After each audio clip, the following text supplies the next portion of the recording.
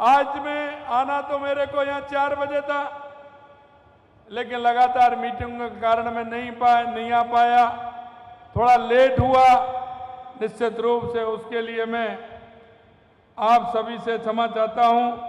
मैं इतना कहना चाहता हूं, समाज के अंदर बहुत सारे लोग होते हैं, लेकिन हमको देखना पड़ेगा कि समाज के साथ चलने वाले, समाज का ध्यान रखने वाले, समाज के ऐसे कार्य करने वाले जो आगे आने वाली पीढ़ी को भी ध्यान रहे।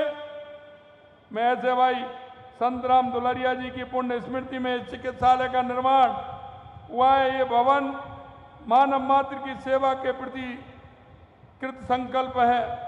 संत दुलाराम जी ने समाज सेवा को अपना जीवन मंत्र माना। गौ सेवा के माध्यम से उन्होंने पशु कल्याण का संदेश दिया, करुणा एवं परोपकार की भावना को जगाया।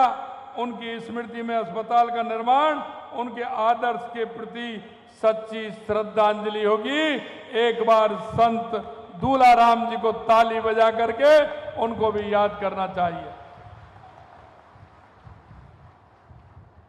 मैं उनके परिवारजनों को हार्दिक अभिनंदन भी करता हूं और मैं कहना चाहता हूं कि अस्पताल का निर्माण का बीड़ा उन्होंने उठाया। वो काफी दिन से मेरे से कह रहे थे कि मैं एक दिन गांव बुलाऊंगा। मैंने कि काम कहता है? उन्होंने कहा कि साहब अस्पताल का काम है, बहुत अच्छा अस्पताल बनाया है। मैं निश्चित रूप से भाई नरसिंह जी को कहना चाहता हूं कि इस तरह के काम समाज के लिए आवश्यक है, क्योंकि कुछ काम ऐसे होते हैं अगर समाज हाथ में लेता है तो वो काम होते चले जाते हैं। कुछ काम ऐसे होते हैं जो प्रेरणादायक होते हैं, उन कामों से प्रेरणा मिलती है। ऐसे में सिल्वा में इस अस्पताल का निर्माण होने से केवल आसपास के गांव के लोग को बल्कि दूर दराज के क्षेत्रों से आने वाले सभी मरीजों का उसका बेहतर इलाज हो सकेगा। हमारे यहाँ तो सेवा को परम धर्म माना गया है, यानी कि नर सेवा नारायण सेवा। अगर हम नर की सेवा करेंगे तो वो नारायण की सेवा के समान होती है। इस भाव को लेकर के हम चलते हैं। हमारी सरकार मूलभूत चिकित्सा सेवाओं को जन जन तक पहुंचाने की हर संभव कोशिश कर रही है। हमारे प्रधानमंत्री श्री नरेंद्र मोदी जी का ध्येय आम जन को सस्ती एवं बेहतरीन स्वास्थ्य सेवाएं सुगमता पूर्वक उपलब्ध हों, कोई भी गरीब पैसे के अभाव के इलाज से वंचित नहीं रहे। इसी सोच के साथ देश भर में स्वास्थ्य सेवाओं के ढांचे में परिवर्तन और सुदृढ़ीकरण हो रहा है। गांव ढाड़ी तक स्वास्थ्य सेवाओं को प्रतिबद्धता के साथ मजबूत किया जा रहा है, ताकि लोगों को अपने घर के नजदीक ही गुणवत्तापूर्ण स्वास्थ्य सेवा मिले। प्रधानमंत्री जी के नेतृत्व में भारत ने पिछले 1 दशक में चिकित्सा के क्षेत्र में उपलब्धि हासिल की है।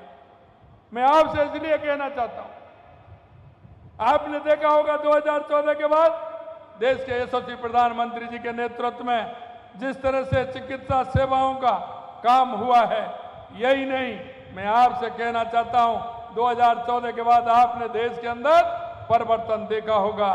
चाहे वो हमारी गरीब कल्याण की योजनाएं हो, चाहे हमारे विकास की योजनाएं हो, चाहे हमारे सीमाओं की सुरक्षा हो, या आतंकवाद और नक्सलवाद का खात्मा हो, या दुनिया में बढ़ता हुआ भारत का गौरव हो, ये देश के यशस्वी प्रधानमंत्री नरेंद्र मोदी जी ने 2014 के बाद इस देश में परिवर्तन लाने का काम किया है।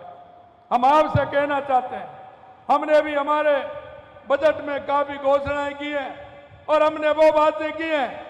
कांग्रेस के लोग कहते हैं कि आपने तो ऐसा बजट लाए हैं कि चुनाव में जा रहे हैं। हमने कहा कि यह बजट ऐसा नहीं है, हम जनता के बीच में रहते हैं, जनता के बीच में जाते हैं, और जो हमारे संकल्प पत्र में जनता के बीच में जाकर के कहा है उसको हम पूरा करने का काम करेंगे। ये हम आपको विश्वास दिलाना चाहते हैं।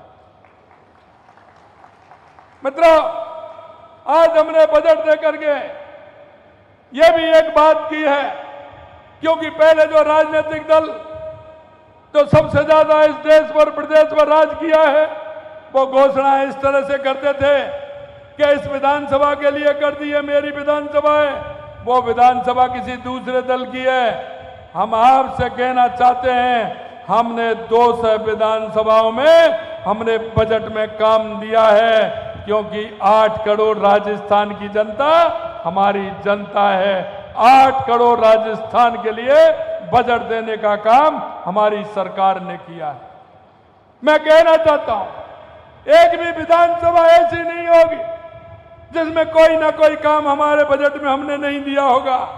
हर विधानसभा के अंदर हमने काम देने का काम किया है, क्योंकि हम समाज की सेवा करते हैं, जनता के बीच में जाते हैं। जहां हमारा कार्यकर्ता भी बैठा है, चाहे हमारा जनप्रतिनिधि बैठा है, वो जनता के बीच में जाकर के जनता की समस्याओं को सुनता है और समस्या सुन करके उनको समाधान की बात करता है। हम उस काम को करते हैं कि जहां समाधान हो, और हमने इसीलिए किसी के साथ कोई भेदभाव नहीं करते हुए सभी जगह जो काम दे हमारी सरकार ने देने का काम किया है। यही नहीं, मैं आपसे एक और कहना चाहता हूं, लोग घोषणा कर देते हैं, मैं आपको बताऊंगा कि किस तरह से हमारे 5 साल के हर बजट में घोषणाएं की गई हैं, लेकिन उनको पूरा नहीं किया। हमने जिस दिन 10 तारीख को हमारा बजट आया था, हमने 11 को मीटिंग बुलाई, 12 तारीख को हमारे जो सचिव प्रभारी थे उनको जिलों में भेज दिया, और 13 तारीख को हमारे सभी मंत्रियों को जिले में भेज दिया। और हमारे पास जो घोषणाएं की हैं उनकी काम की प्रारंभ भी हो गया, और हमने उन कामों को करना भी प्रारंभ कर दिया। ये हम आपसे कहना चाहते हैं। मित्रों, देश के यशस्वी प्रधानमंत्री नरेंद्र मोदी जी जो कहते हैं वो करते हैं, और करते हैं वो ही कहते हैं।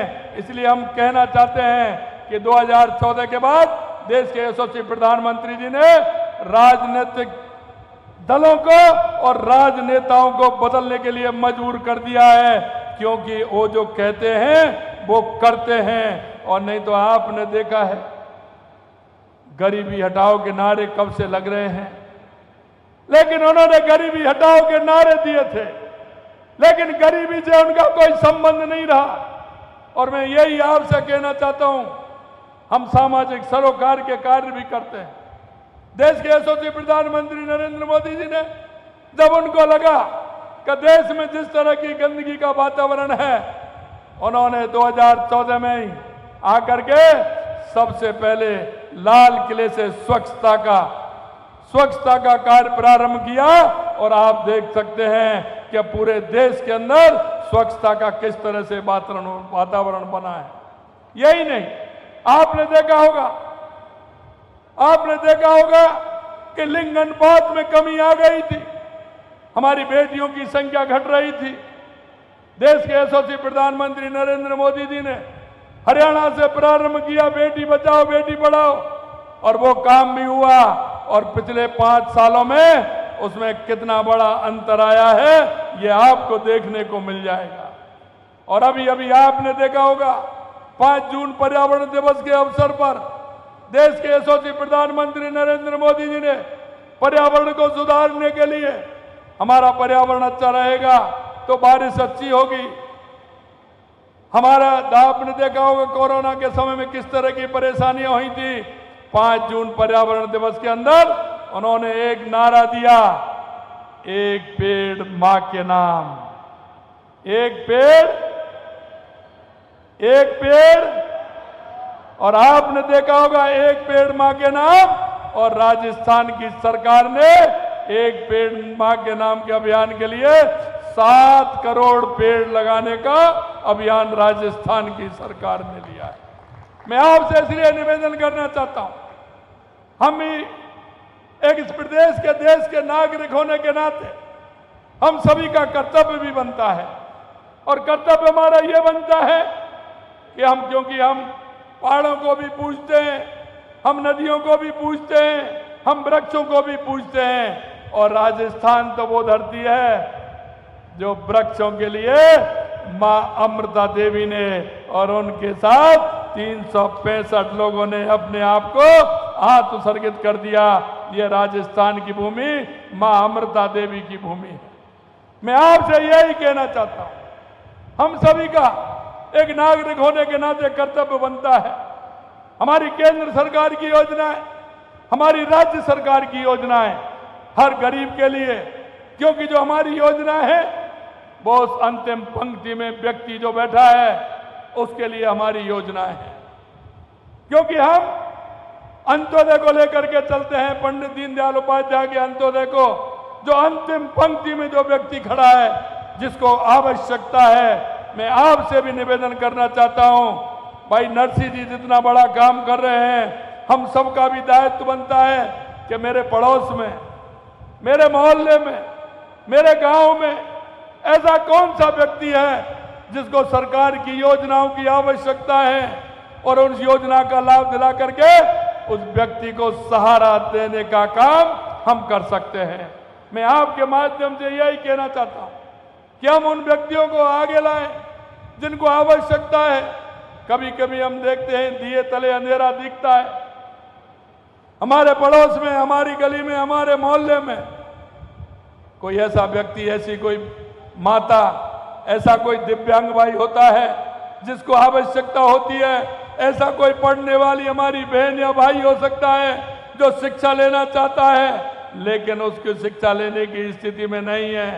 मैं आपको यही कहना चाहता हूं, आप ऐसे लोगों को आगे लाएं, सरकार की योजना का भी लाभ दिलाएं, और उनको ला करके सरकार की योजना के माध्यम से आप भी उस पुण्य को कमाएं। ऐसा मैं आप सभी से निवेदन करना चाहता हूं। मैंने देखा हमारे चिकित्सा मंत्री जी कह रहे थे कि बहुत अच्छी डिस्पेंसरी बनाई है। मैंने कहा आज ही देखिए, क्यों चिंता कर रहे हो। गजेंद्र जी ने कहा कि उसको आगे बढ़ाना है। मैंने कहा बिल्कुल बढ़ाना है, और मैं आपसे कहना चाहता हूं कि इस तरह के पुण्य कार्य में सरकार हमेशा आपका साथ देगी, ये हम आपको विश्वास दिलाना चाहते हैं। क्योंकि ये काम ऐसे होते हैं, इसमें वो दुखिया आता है जो किसी तरह से पीड़ित होता है। निश्चित रूप से मैं कहना चाहता हूं, जो आपने कहा है कि इस पीएचसी को सीएचसी करना है, हम इस पीएचसी को सीएचसी भी करेंगे।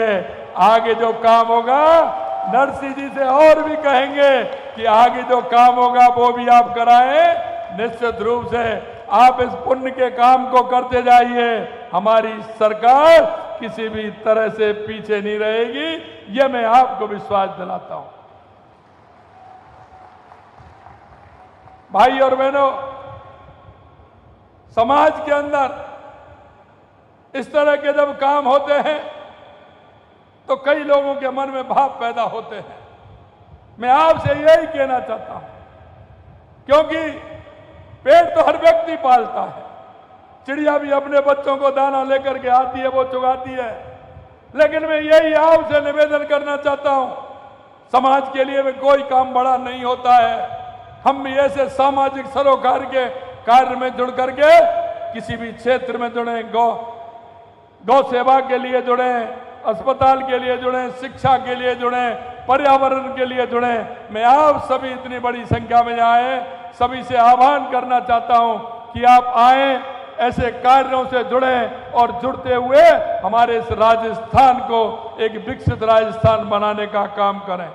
आने वाले समय में मैं आपसे इतना ही कहना चाहता हूं, देश के यशस्वी प्रधानमंत्री नरेंद्र मोदी जी के नेतृत्व में जो 2047 तक तो सपना देखा है, उस सपने को भी पूरा करेंगे। और स्वामी विवेकानंद जी ने कहा था कि 21वीं सदी भारत की होगी। मित्रों, तीसरा दशक चल रहा है 21वीं सदी का। आपने परिवर्तन देखा होगा देश के यशस्वी प्रधानमंत्री नरेंद्र मोदी जी के नेतृत्व में किस तरह से परिवर्तन हो रहा है। और मैं आपको विश्वास दिलाता हूं, स्वामी विवेकानंद जी ने कहा था, उस नरेंद्र से लेकर के इस नरेंद्र तक का सफर आप देख रहे हैं। उन्होंने कहा था और नरेंद्र मोदी जी करके दिखा रहे हैं। यह मैं आपसे कहना चाहता हूं।